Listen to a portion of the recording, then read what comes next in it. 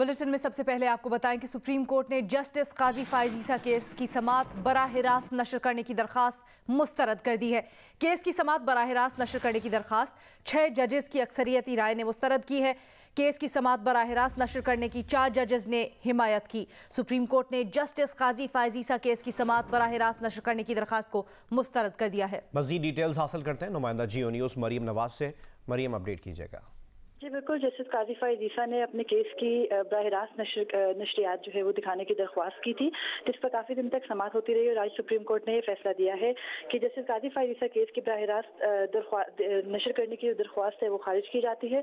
उसके साथ ही जस्टिस उमर अता बंदियान ने फैसला सुनाते हुए ये कहा कि ये जो फैसला है ये 6 जजेस की अक्सरियती राय से दिया गया है। 4 जजेस ने इस फैसले से इख्तलाफ किया है और इख्तलाफी नोट वाले जजेस ने ये कहा है कि केस की जो बराह रास्त नशरियात है वो दिखाने के बजाय आप वेबसाइट पर, सुप्रीम कोर्ट की वेबसाइट पे फैसला अपलोड, केस की जो समाअत है वो जो है वो अपलोड की जा सकती है। उसके साथ उन्होंने ये कहा कि ऑडियो जो है वो बगैर एडिटिंग के पूरी जो समाअत का अहवाल होता है उसको अपलोड किया जा सकता है वेबसाइट पे। और इसके साथ ही जस्टिस काजी फायज ईसा ने ये भी सवाल किया कि कौन से जजेस हैं जिन्होंने इख्तलाफ किया है और कौन से जजेस हैं जिन्होंने हमायत में फैसला दिया है। तो इस बात पे जस्टिस उमर अता बंदियान ने कहा कि जब फैसला आपके सामने आएगा तो आप उसको पढ़ लीजिएगा।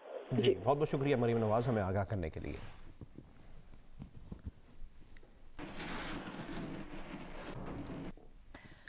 मुल्क में कोरोना की सूरत हाल से मुतल्लिक आपको अपडेट करें तो कोरोना वायरस से 24 घंटों के दौरान मजीद 118 अफराद इंतकाल कर गए।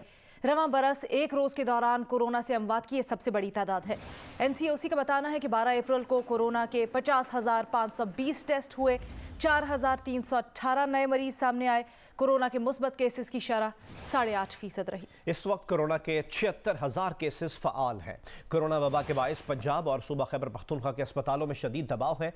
गुजरांवाला में 88%, मुल्तान 81%, लाहौर 80% और इस्लामाबाद में 52% वेंटिलेटर्स पर मरीज ज़ेरे इलाज हैं। गुजरांवाला में 85%, 477, स्वाबी 76 और पेशावर में 74% ऑक्सीजन बेड्स ज़ेरे इस्तेमाल हैं।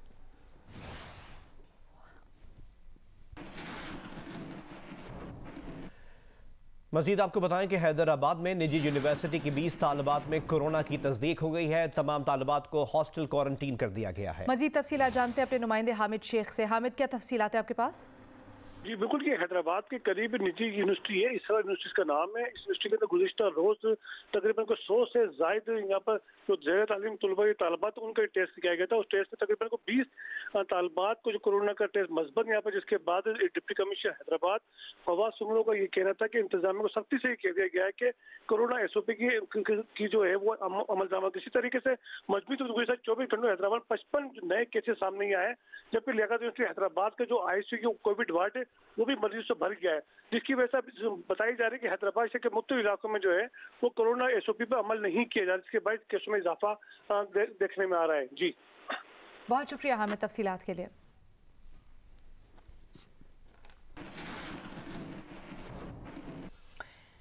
और सूबा पंजाब में सूरत हाल कुछ यूं के 24 घंटों के दौरान कोरोना से 74 अमवात हुई। महकमा सेहत पंजाब के मुताबिक लाहौर में 24 घंटों के दौरान कोरोना से 38 अमवात हुई, जबकि पंजाब में 24 घंटों में 27,320 टेस्ट हुए, 2,515 केसेस मुस्बत आए हैं। पंजाब में मुस्बत केसेस की शरह 9.21% रही, जबकि लाहौर में कोरोना टेस्ट मुस्बत आने की शरह 14% रही। पंजाब में 24 घंटों के दौरान कोरोना के मजीद 59 मरीज ICU में दाखिल हुए हैं।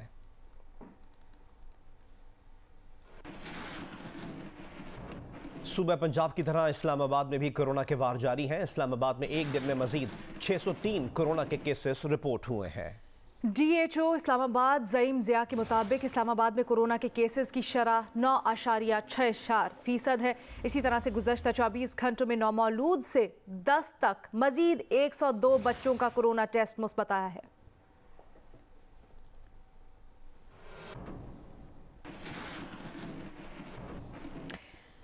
विफाकी वजीर और incharge national command and operation centre Asad Umar कहते हैं कि निजी शोबे ने अब तक 18,700 वैक्सीन डोजेज खुद खरीद कर लगाई। वैक्सीन की खरीदारी के लिए $15 करोड़ मुख्तस कर चुके हैं। नेशनल प्रेस क्लब में मीट द प्रेस में बात करते हुए असद उमर का कहना था कि दुनिया भर में वैक्सीन की जितनी तलब है उतनी सप्लाई नहीं है। उम्मीद है कि ईद के बाद तमाम पाकिस्तानियों को वैक्सीन लगाना शुरू कर देंगे।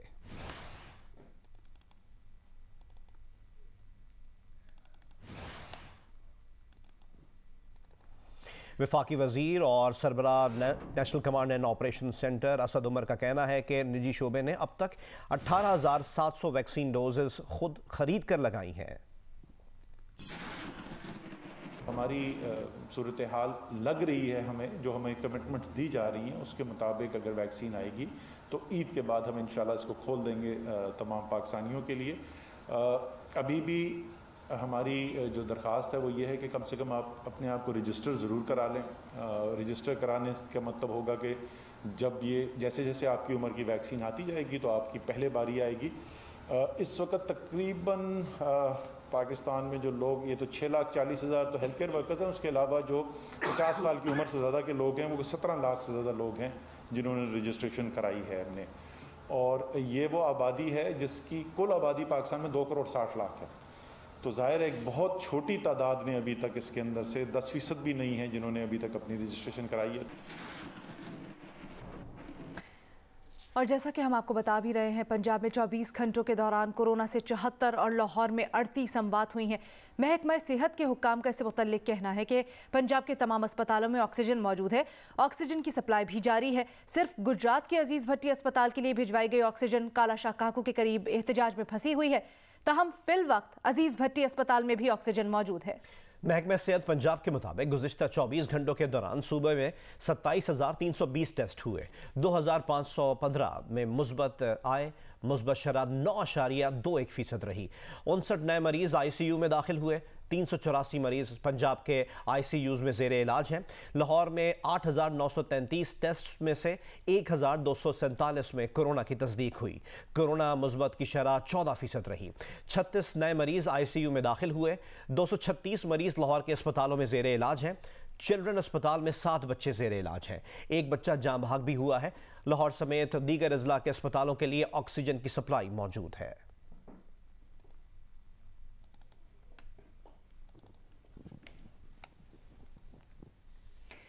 कराची में बल्दिया हब रिवर रोड और कोरंगी 2.5 नंबर पर मजहबी जमात की जानिब से धरना जारी है, जबकि बेशतर मकामात पर धरना खत्म कर दिया गया है। ट्रैफिक पुलिस के मुताबिक धरने के बायस कोरंगी 2.5 से 3 नंबर जाने वाली सड़क ट्रैफिक के लिए बंद है, जबकि बल्दिया हब रिवर रोड भी धरना जारी है। शाहराह फैसल स्टार गेट पर बड़ी तादाद में पुलिस की नफरी मौजूद है। मुजाहिरीन की जानिब से बार बार सड़क को बंद किया जा रहा है। पुलिस की जानिब से सड़क खुलवा कर इजाफी नफरी तैनात कर दी गई है। ट्रैफिक पुलिस के मुताबिक मलीर से एयरपोर्ट जाने और आने वाला रोड ट्रैफिक के लिए खुला है। मुजाहिरीन की जानिब से बार बार मुदाखलत के बायस ट्रैफिक की रवानी मुतासिर है, जबकि टावर, हसन स्क्वायर और औरंगी टाउन नंबर 5 में जारी धरना खत्म कर दिया गया है। मजहबी जमात के धरने के बायस कराची को बलोचिस्तान से मिलाने वाली सड़क हब रिवर रोड भी मुकम्मल तौर पर बंद हो गई है। सड़क पर दूर दूर तक गाड़ियों की लंबी कतारें लगी हुई हैं। वहां की ताज़ा सूरत हाल जानते हैं जियो न्यूज़ के नुमाइंदे काशिफ मुश्ताक से। काशिफ, क्या अपडेट्स हैं? सड़क कब से बंद है ये?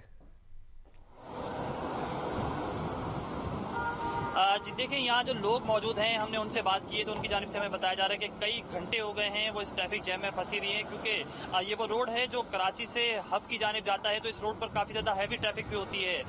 हैवी ट्रैफिक की वजह से जो है वो छोटी गाड़ियाँ भी काफ़ी घंटों से जो है वो फंसी हुई हैं और लोग काफ़ी ज़्यादा यहाँ परेशान हो रहे हैं। मेरे कैमरा मैन अदनान हैदर अगर आपको इस वक्त ये मनाजिर दिखाएं तो ये वो रोड है जो कराची से हब की जानिब जाता है, इन दोनों इलाकों को आपस में मिलाता है। तो इसमें इस वक्त जो है यहाँ काफ़ी बुरी सिचुएशन है, लोग काफ़ी ज़्यादा परेशान हो रहे हैं। हमने मुतादिद जो गाड़ियों में लोग हैं, जो फैमिलीज यहाँ मौजूद हैं, उनसे बात की है। उनकी जानिब से हमें ये बताया जा रहा है कि गाड़ी का फ्यूल जो है वो खत्म हो रहा है, काफ़ी ज़्यादा गर्मी है, उसके बावजूद यहाँ कई घंटों से इस ट्रैफिक जैम में फंसे हुए हैं। एक ट्रैक मुकम्मल तौर पर बंद है। ट्रैफिक पुलिस की जानिब से बताया जा रहा है जो हब से कराची की जानिब ट्रैक आता है उसे जो है वो खोला गया है, जबकि जो धरने पर लोग बैठे हुए हैं उनसे मुज़ाकरात किए जा रहे हैं कि वो यहाँ से हटे ताकि इस ट्रैफिक को भी जो है फ्लो को बहाल किया जाए। ट्रैफिक पुलिस का अमला तैनात है। बताया जा रहा है कि जो शेरशाह से हब की जानिब रोड आ रहा है उसको डाइवर्ट कर दिया गया है बल्दिया की जानिब, और बल्दिया का जो नीचे का रोड है उसे खोला गया है। बल्दिया के अंदर से होते हुए आप जो है वो हब की जानिब जा सकते हैं। तो ये तमाम तरह कंडीशन है, लेकिन जो इस वक्त हब रिवर का मेन रोड है वो मुकम्मल तौर पर जैम पैक है। जी, बहुत बहुत शुक्रिया काशिफ। हम आपसे मजीद डिटेल्स भी हासिल करते रहेंगे। लाहौर का रुख करेंगे, जहां एक मजहबी तंजीम की तरफ से एहतजाज की वजह से लाहौर में गुज़श्ता रात बंद किए जाने वाली अक्सर सड़कों को खोल दिया गया है और ट्रैफिक रवा दवा है। लाहौर के इलाके भट्टा चौक और शहंगाई पुल पर सड़क ट्रैफिक के लिए बंद है। चूंग में मराका के मकाम पर मजहबी जमात का धरना जारी है, जिसकी वजह से ट्रैफिक जैम है। धरने के बायस शहरियों को शदीद मुश्किलात का सामना है।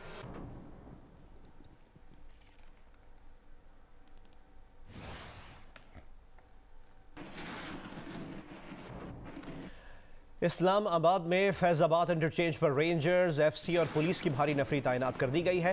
एहतजाज के पेश नज़र कंटेनर्स फैजाबाद इंटरचेंज पहुंचा दिए गए हैं। अरफा फिरोज हमें ज्वाइन कर रहे हैं, उनसे मजीद सूरत हाल जानते हैं। अरफा, क्या इस वक्त ताज़ा तरीन सूरत हाल है? बिल्कुल, जुर्रा शहरों में मजहबी जमात की जानिब से एहतजाज जो जारी है। रावलपिंडी के हवाले से आपको बता देते हैं तो फैजाबाद इंटरचेंज पर रेंजर्स, एफसी और पुलिस की जो भारी नफरी तैनात कर दी गई है। एहतजाज के पेश नजर जो कंटेनर फैजाबाद इंटरचेंज पहुंचा दिए गए हैं। इंतजाम की जानिब से जो मरी रोड को कंटेनर लगाकर जो मुकम्मल बंद कर दिया गया है। बहुत शुक्रिया अरफा फिरोज तफसीलात के लिए।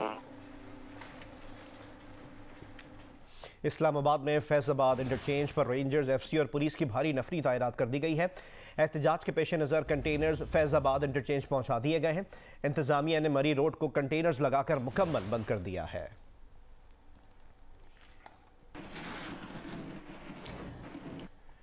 मुल्क के मुख्तलिफ शहरों में ट्रैफिक की रवानी मुतासिर है। मुसाफिर बसें ट्रैफिक में फंसी हुई हैं, जबकि कई शहरों में ट्रैफिक बहाल होना शुरू हो गया है।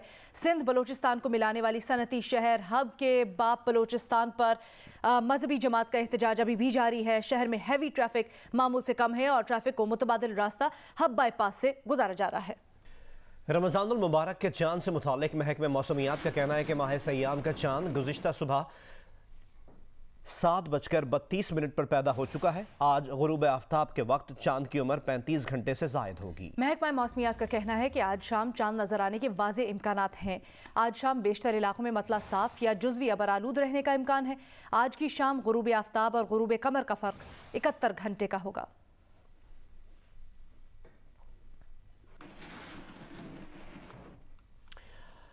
आज पेशावर में मरकजी रोयत हिलाल कमेटी का इजलास मुनक्किद होगा। महकमे मौसमियात के माहिरीन भी साथ होंगे। सूबे के जनूबी अजला में चांद वाज़े नजर आने के इम्कानात हैं। तफसीलात बताएंगे जियो न्यूज़ के नुमाइंदे मोहम्मद दानियाल अजीज़। जी, आज पेशावर में महकमा औकाफ के एडमिनिस्ट्रेटर ऑफिस में माह रमज़ान का चांद देखने के लिए इजलास जो है वो बुलाया है। इस वक्त में मौजूद हूँ महकमा मौसमियात के एक्टिंग डायरेक्टर अलमज़ेब खान के साथ। वाज़ेह इम्कानात है चांद नज़र आने के, और शफ़क़ ख़त्म कौन होने के बाद उसकी जो बुलंदी के ज़ाविया होगा वो 8 डिग्री होगा, जो कि काफ़ी ज़्यादा है। और तकरीबन 7:30 बजे तक जो है ना वाज़ेह तौर पर जो है ना नज़र आने के इम्कानात है। जिन के मुताबिक आज पेशावर में शाम को मतला जुज़वी अबर आलूद रहने का इम्कान है और इस जनूबी अजला में चांद वाज़ेह तौर पर नज़र आने का भी पेशगोई हुई है। जी, फैसलाबाद में रमज़ानुल मुबारक के दौरान शहरियों को रिलीफ देने के लिए 19 सस्ते रमज़ान बाजार कायम किए गए हैं। इंतजामिया की जानिब से इन बाजारों में मयारी अशाए खुरनोश कम निर्खों पर देने का दावा किया जा रहा है। तफसीलात जानते हैं हम्माद अहमद से।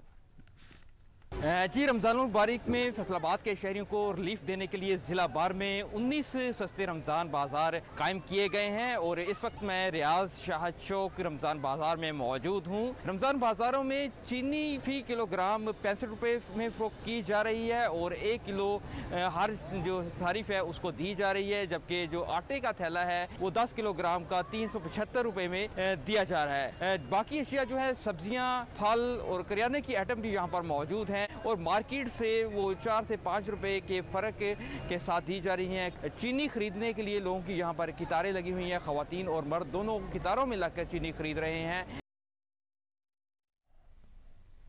एमकेएम के रहनुमा इस वक्त कराची में मीडिया से बात कर रहे हैं। हमने काबीना में लिखा, वही तहफ़्फ़ुज़ मुराद अली शाह ने लिखा, मंजूर होने के बाद अगली मरदमशुमारी 2023 में कराई जाएगी और इंशाअल्लाह हम बजट में उसके पैसे भी रखवाएंगे।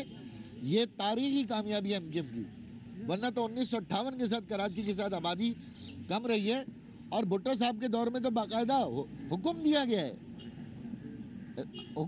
कि कराची की आबादी कम करो और हमारे MOU का भी ये अहम तरीन नुक्ता है, पहला हिस्सा, पहला नुक्ता हमारा।